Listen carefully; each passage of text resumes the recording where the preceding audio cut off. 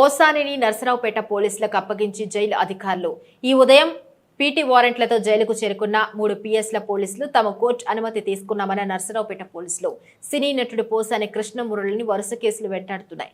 Deputy CM Pawan Kalyan ఆయన కుటుంబ సభ్యులను దూషించిన కేసులో ఇప్పటికే ఆయన రిమాండ్లో ఉన్నారు. రాజంపేట సబ్ జైలు రిమాండ్ ఖైదీగా ఉన్నారు. పోసానిపై ఏపీ వ్యాప్తంగా 17 కేసులు నమోదయ్యాయి.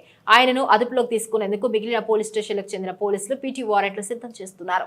మరోవైపు గుంటూరు జిల్లా నర్సరావుపేట, అల్లూరు జిల్లా అనంతపురం పోలీసులు రాజంపేట జైలు అధికారికి పీటీ వారెంట్లు అందించారు. అయితే తాము కోర్టు అనుమతి తీసుకున్నామని ముందుగా పోసాన్ని తమకి అప్పగించాలని నర్సరావుపేట పోలీసులు జైలు అధికారుల దృష్టికి తీసుకెళ్లారు. పోసానిపై ఒకేసారి 3 పీటీ వారెంట్లు రావడంతో ఆయన ముందుగా ఎవరికి అప్పగించాలనే దానిపై ఉన్నతాధికారులతో జైలు అధికారులు సమాలోచన చేశారు. దీనికి సంబంధించిన నిబంధనలు పరిశీలించారు. ఆ తర్వాత ఉన్నతాధికారుల అనుమతితో నర్సరావుపేట పోలీసులకు అప్పగించారు.